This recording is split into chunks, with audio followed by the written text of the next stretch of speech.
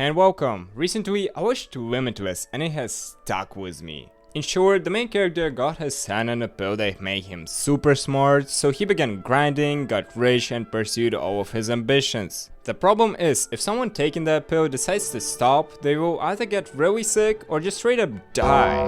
So the whole plot basically revolved around him getting more of the drug and fighting off other junkies on his way. And after watching this movie, my first thought was like, damn, this is a pretty good movie. But on my second thought, I really wanna try that fucking pill. So that put an idea in my head, and I really got on some research about all those different mind enhancers, and I really think I've gotten quite a lot to share with you.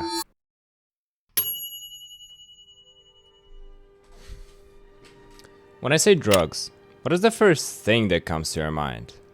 If it is poverty, mediocrity, homelessness, you'd be genuinely surprised because statistically this isn't really true. The numbers suggest that the illicit substance use is surprisingly prominent throughout all tax brackets. Poor just have more problems with it. Like in the place where I came from, the people who are using drugs are looked frowned upon. Like legit, there was a friend of mine who was sent to rehab because his mom caught him having a bong in his room. So the agenda is, if person is doing something that changes their cognition, they're automatically an addict, regardless of what that thing even is.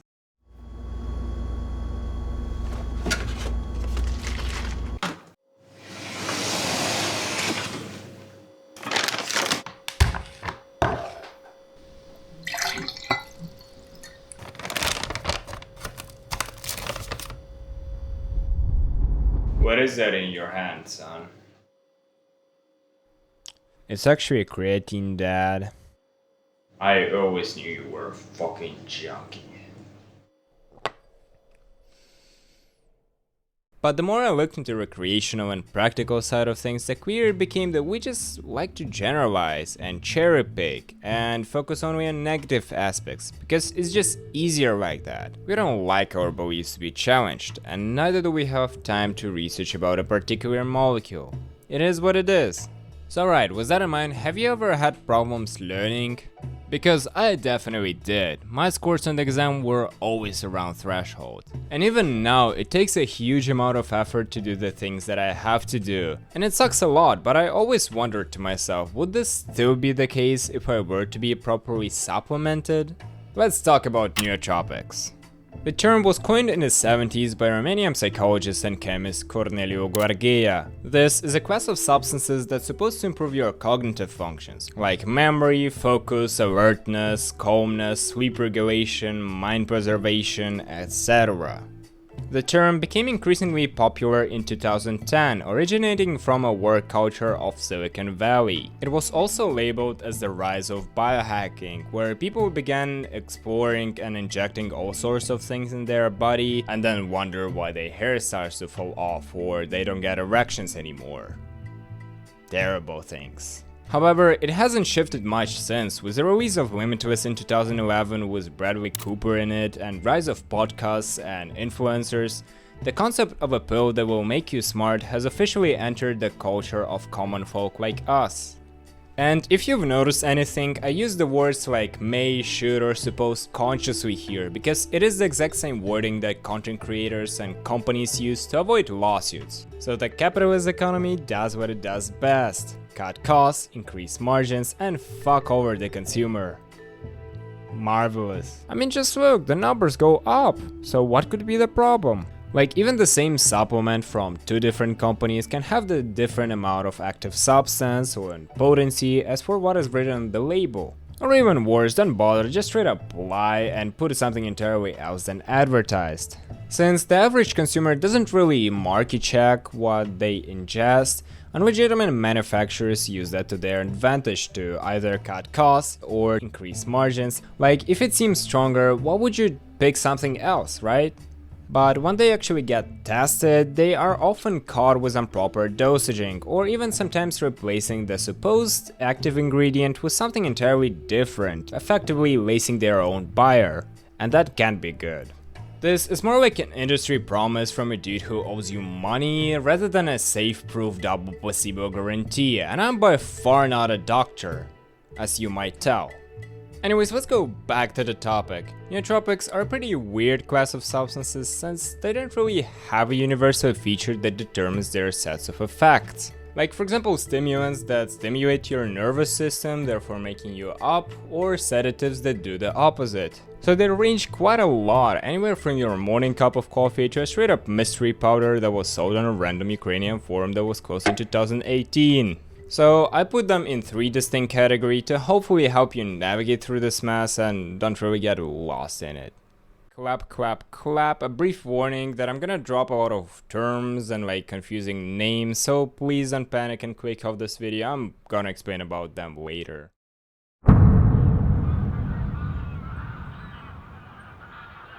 It's beautiful in here, ain't it? Anyways, the first one on the list are your botanicals. Basically anything that comes from herbs and had little to non-human intervention can be put in this category. And this one has the deepest roots in our history. Anywhere from traditional Chinese medicine to various African tribes, we've been using all sorts of mind enhancers in order to cope with our living. Ancient Indian physicians were prescribing Bacopa monnieri to enhance intellect and recall. The Greeks were using sage and rosemary to enhance their memory, and Chinese were using Panax ginseng for mild stimulation.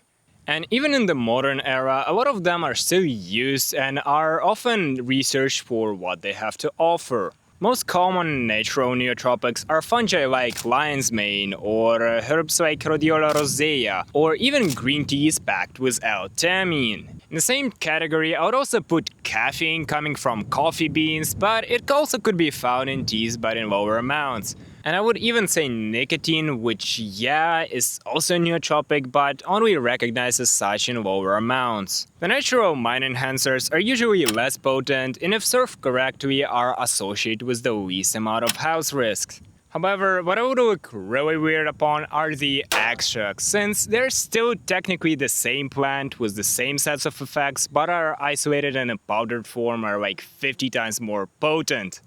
A good example for that would be cocaine, which is just a super potent extract of alkaloids from coca leaves.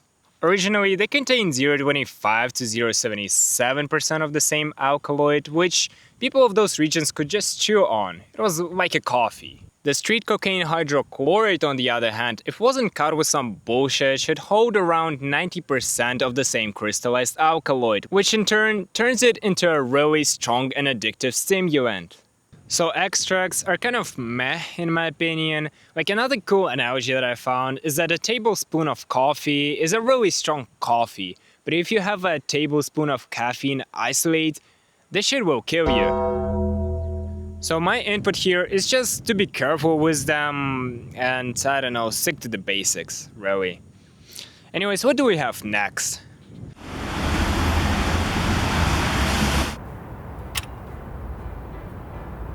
And next on the list is pharma. This is like your pharmaceuticals, like ADHD meds, synthetic nootropics like donepezil, memantine, paracetam. Whatever you get prescribed by a doctor falls under this category. The main feature is that they are designed to be reliable and potent. It takes on average like 7 years for a medication to be approved for general use. So there are of course laws to prevent people from getting them without a script. Take for example Vyvanse, which is prescribed for treating ADHD even to minors. When it enters your system, it is converted into dextroamphetamine, which then invokes improved focus, impulse control, and enhanced executive functions, in short, chemically locking you in. It sounds great because it is indeed fucking great. I can do work better, I feel more clear-headed, I wanna do stuff, I wanna engage with people. But then when you don't have it, you get those nasty side effects, and I mean, they are fucking bad. I mean, medications are medications for a reason. They are meant for patients, and if you're young and healthy, I don't know man, this might be generally an overkill. So that's why I want to introduce you my third and final category.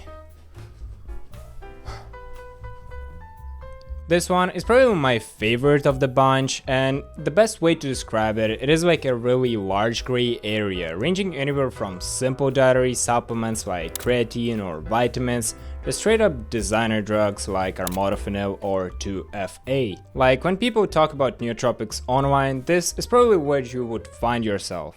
Over-the-counter class is like a rising bay full of biohackers, Silicon Valley tech bros, and generally people like me seeking a solution for their insecurities. When talking about safety, generally most of the stuff that you would find on popular websites like MindLab, iHerb, or even Amazon are generally safe and won't give you cancer, but here is where I have to cross the line between simple supplements and synthetic drugs. On the one hand, you have supplements like creatine or L-tyrosine, which are perfectly fine because they aren't that psychoactive, and you can't really harm yourself unless you really try to. On the other hand, there are substances that are labeled for research purposes only or not for human consumption, and with them, you gotta be more careful. Like, they even got me in some troubles, but more about them later. Usually, it is just a legal loophole that allows a sale and shipment of medicines that weren't approved for general use, but yet aren't that high of a priority for feds to do something about them. By the way, that's where the name research chemical comes from, just so you know. And my last recommendation is to just avoid highly branded stuff or whatever the influencers are pushing. Usually those are like overpriced vitamins, and I'm not saying that it is a scam necessarily, but it's like you're paying 3 times as much for something that you can get at your local pharmacy. Alrighty, so here are the big 3. If you wish something simple and down to earth, go for natural. If you have an illness, talk to your doctor, that's pharma. And if you're up to explore, OTC is your perfect choice. That's awesome. Nothing more to add, really. So recently, I was preparing for my German exam, and though I failed it miserably, there was this phase of planning. How could I possibly obtain years worth of knowledge in about 30 days? Yeah, I guess you struggle, man, but maybe you should like exercise every day and, sleep well. Yeah, man, maybe I should, honestly. Maybe I should. Or have you heard of like a chemical that can make you bad at learning? Shut up and take my money! So that's kinda how it went, not really a wonder why I failed. But let's address the elephant in the room. Did I find anything? Indeed I have. Let's roll with the first one. Modafinil is a prescription stimulant that's commonly taken for night work shift disorder or narcolepsy, basically a condition at which your brain cannot really tell wakefulness from sleep apart, so you just randomly go. Outside of clinical setting, it has gotten quite a good reputation in biohacking community, often described as like the closest thing you can get to a real-life limitless pill. Except, instead of flipping millions on the stock market, you hyperfixate on Disney lore for 5 hours for no apparent reason. What surprised me the most is that unlike other stimulants, this one is considered to be like moderate to weak, just like Adderall, but without the speediness and jitteriness and that brutal fucking crash. Which I would say it's even better because it carries less risks for addiction, cardiovascular problems, and you don't really withdraw as much. So what does it even do? When modafinil enters your brain, it causes a chain reaction like releasing glutamate, orexin, histamine, and also suppresses GABA, which is like a brake pedal for your brain. So when you consume a standard dose of around 200 milligrams, it's supposed to remove tiredness, make you feel more clear-headed and focused. So I took the whole thing, and first day I took it, I felt like I had superpowers. The way I can describe it is my mind was just so clear. Like everything I wanted to say was just ready there to say it. Everything I wanted to do was like so easy to do, it was like obvious. Like I didn't think twice. You know when you're talking and sometimes you're kind of buffering, like you're trying to think to find the right words? When you take modafinil, it's gone. Like the right words are just there. And you're more animated, you're speaking easily. And when I went to do the work that I had to do, I wasn't thinking too much about it. I'm like, okay, I gotta do this, this, and that. And then I would jump and start just doing one thing after the other.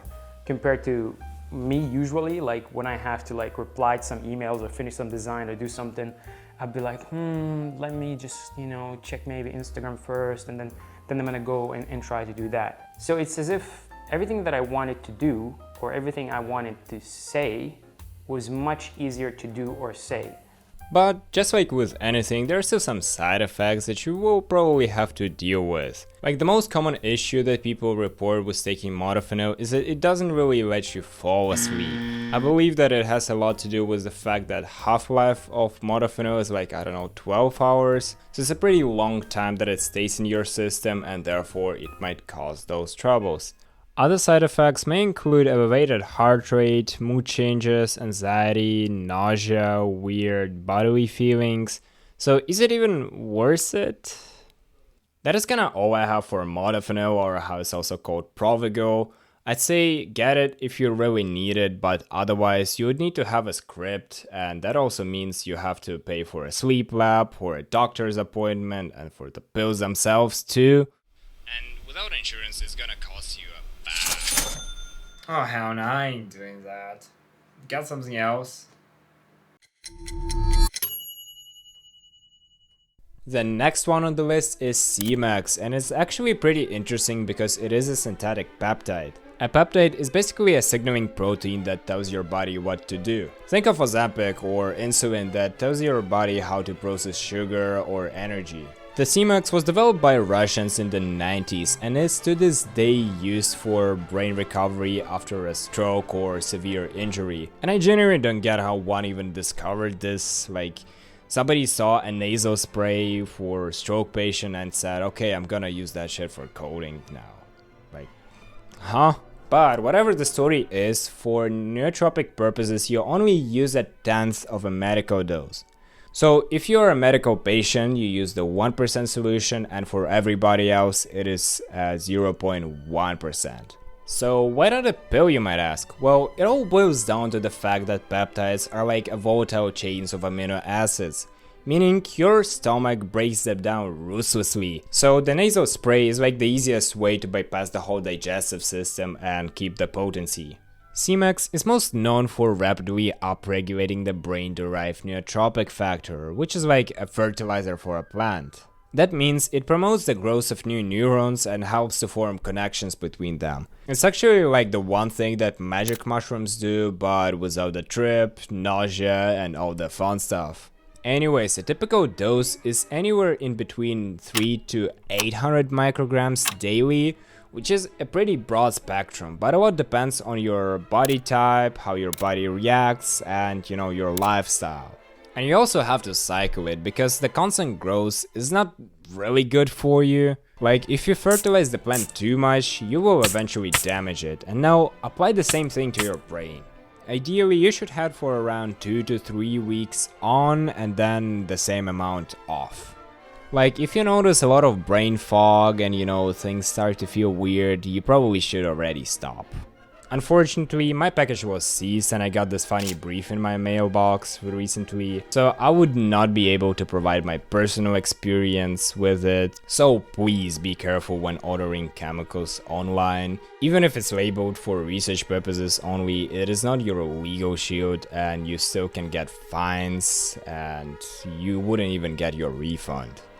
Anyways, what it does, subjectively, it should make you feel more clear-headed, more focused, your thoughts supposed to be more organized, and it should slightly reduce the mental fatigue when you do something for a while. However, do not think it's gonna make you genius overnight, though it has some immediate effects, but it really takes a lot of time to build up in your system and produce noticeable long-term changes. Also, here's some cool side effects that it gives. So it seems to amplify the effects of dopaminergic drugs, it slightly increases the pain threshold, some people report HD like vision, and also possible hair loss. Oh hell no! Hell no!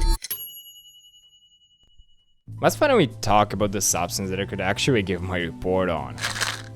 So the closest analogy for alpha GPC that I could think of, it is like creatine but for the brain. The biochemistry behind that is once it crosses the blood-brain barrier, it releases the choline, a building block the supplement was designed to deliver, which then combines with your endogenous acetyl coenzyme A with the help of yet another enzyme called CHAD. Boom CHAD, we got ourselves some acetylcholine.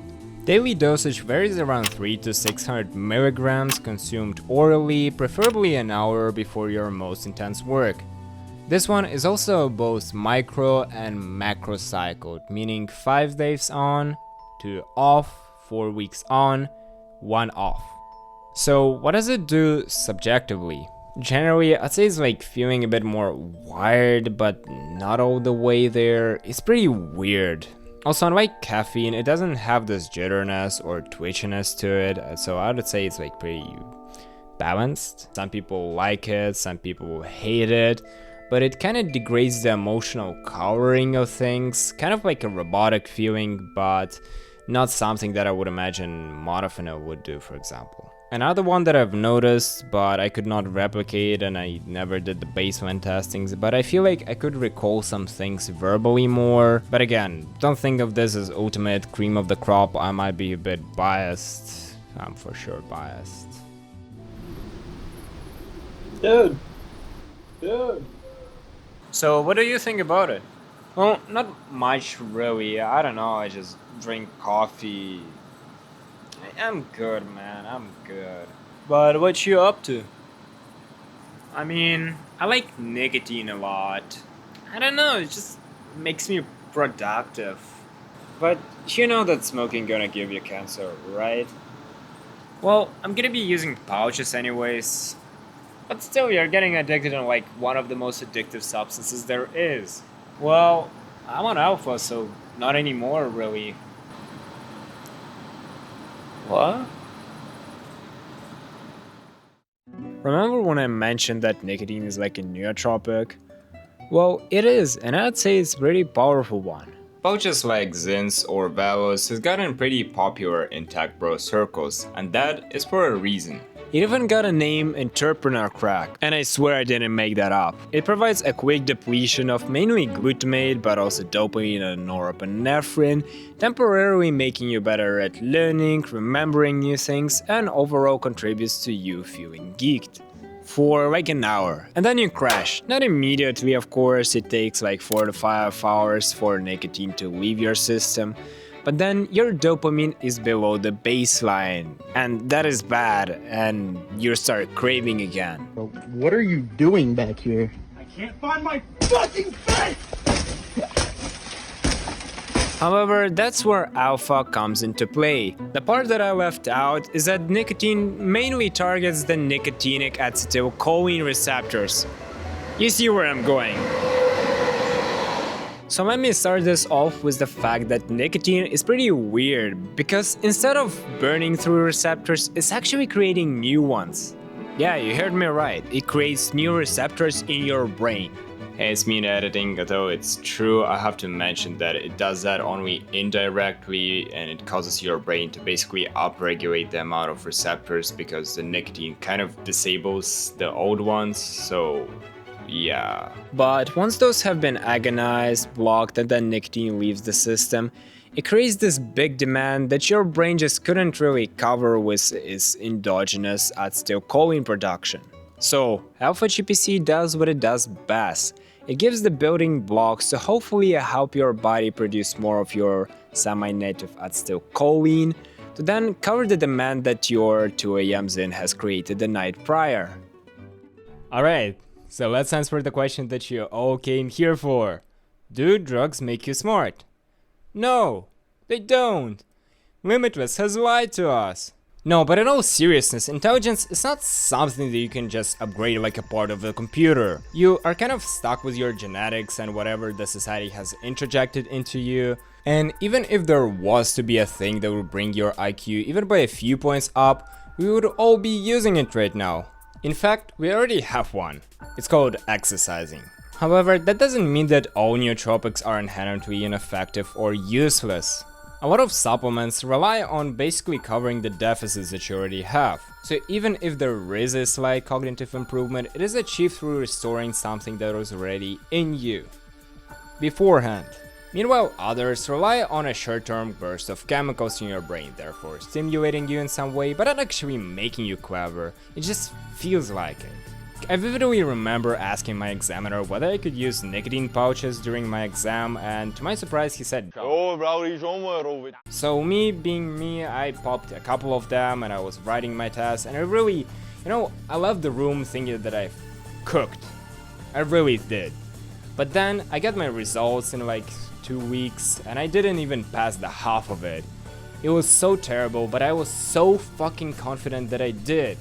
And I think that is like a big thing with a lot of mind enhancers. It's kind of a placebo and you kind of think that you do, but it's just you feeling a bit more stimulated, a bit more blood flow in your brain, but it's not really something that there is inherently added to your fucking mind. You're not smart, bro.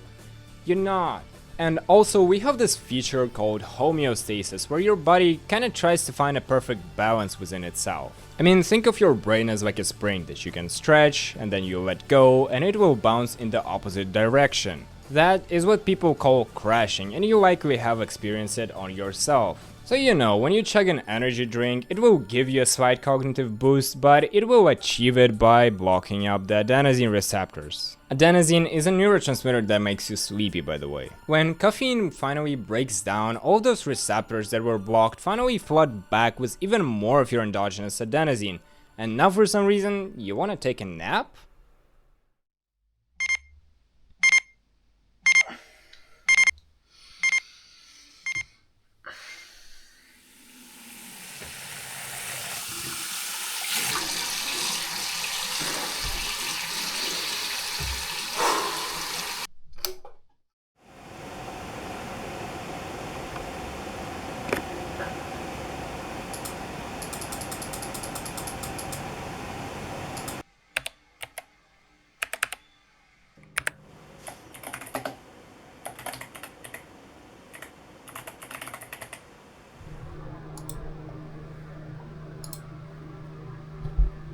Alright, fuck intelligence. What do I actually do if I feel myself stupid?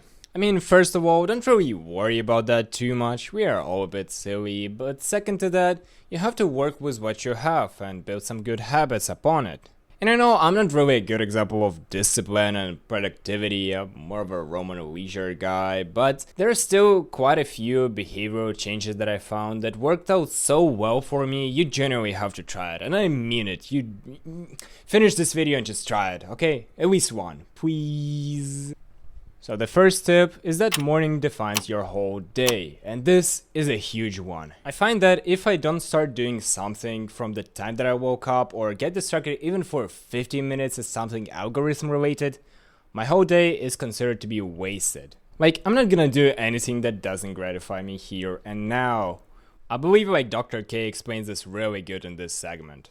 But let's understand this, okay? If you look at our body, this is what happens. We wake up and we've got a ton of dopamine. And then our body has this system called homeostasis. And so what this means is if we engage in some kind of action, right? So let's take an action. And we've got a ton of dopamine. What this means is that if we engage in an action, we've got a lot of dopamine comes out. So after we engage in some kind of action, we lose some dopamine, but we kind of spend dopamine. And then the action, remember, the more dopamine we release, this action gets reinforced. So this is totally fine. So as we use some dopamine, that's fine. We have some left. We can take another action and we'll deplete some more dopamine, right? Totally fine. And then eventually what happens is we run out of dopamine. And once we run out of dopamine, then we have a slight problem because now our bank account is empty. So now in order to get dopamine out, right? Now that we've squeezed the lemon dry, we need to engage in highly dopaminergic activities. So think about it like a lemon that you're squeezing the juice out of, right? So the more you squeeze, at the very beginning, you can squeeze very little and you can get a lot of juice out. But at the very end, you need something very, very powerful to squeeze out the remaining juice. The lower your energy level is, the easier it is to engage in dopaminergic activities because these will squeeze out the last bit of dopamine that is left in your brain because they're very powerful pulls of dopamine. So if we engage in, let's say we start out our day and we engage in an action like a video game. Now remember, this is a powerful squeeze. So now we have a full lemon and we are squeezing very tightly. What's going to happen to our dopaminergic signal? We're going to actually empty our whole swath of dopamine because we've got a full lemon and we have a powerful squeeze. And then we have no dopamine left over for other things. This is what this rat study essentially shows, that if you want to engage in sustained effort with low rewards, we need to have a lot of dopamine in reserve, okay? So this is something that a lot of people don't get. But what we really need to do is understand that the moment you engage in a high dopaminergic activity at the beginning of the day, you're going to exhaust all your dopamine and you literally will have nothing left for the sustained effort of the things that you want to do. Damn, I love this guy. So anyways, the key takeaway is not to waste your dopamine early on, instead conserve it for as long as you can.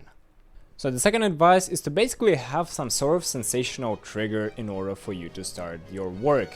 In a nutshell, you have to have something that is really unique and hyper-specific to you that triggers you to perform a specific action.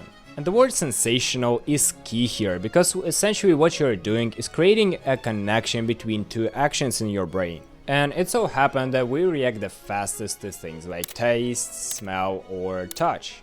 So you have to pick something that you can really feel, and it should be exclusive to only that task that you want to do. For example, I put these glasses on when I'm editing, and they kind of induce that tunnel vision, which I don't know how to explain, but I don't really see anything that is outside of it, like distractions, like my phone or whatever, and it only allows me to see like what is in front of me, the screen.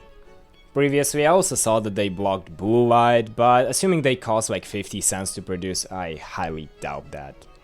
In your case, it could be anything else, you just have to be really consistent and kind of creative with it. And this is actually where the natural category of nootropics thrive, because they have their unique like smell and taste profile that you cannot really get anywhere else. For example, the Panax ginseng that I mentioned previously has this really earthy and a bit bitter taste to it, so you can utilize that as a trigger to send your job application. And the last one is about reminders and notes. You see, your brain is not really a reliable source of knowledge. With time, you just forget stuff, you lose track of something, or even you remember something completely wrong. But lucky for you, you already have a second brain everywhere you go. Right here, in your pocket. Nah, but really, if you just learn to utilize the reminders, or just write down whatever you have on your mind, it will change your life completely. My preferred method are the sticky notes, cause I can just write whatever I wish on them and put them directly on the physical thing that the note is targeting. And for other purposes, I just use the Telegram delayed notifications or just the Notes app. But what makes it so important? Well, it's like a partial replacement for your long-term memory. When you write something down, especially physically, you put a bit of effort in it, and even that is proven to make you remember the thing better, even if you never see that note ever again. But then, you also have a physical copy, which almost guarantees that you would never forget about it. With the ideas, you kinda go through the similar process, but you have to write them down immediately. Like as soon as one enters your mental space and you feel like it's worth remembering, it should be already typed out. Here, your phone is pretty unbeatable because it's really easy to access, it's everywhere you go, and it's really convenient. Which makes it like a perfect thing for writing down ideas and whatever you have on your mind, just do it. TLDR, reminders are your second brain and you have to utilize them as much as possible. So here we have it, 3 categories, 3 substances, 3 alternatives, what a day. Anyway, subscribe if you enjoyed the video, it took quite a while to produce it and I don't know, have a good one. I don't know how to end this video properly.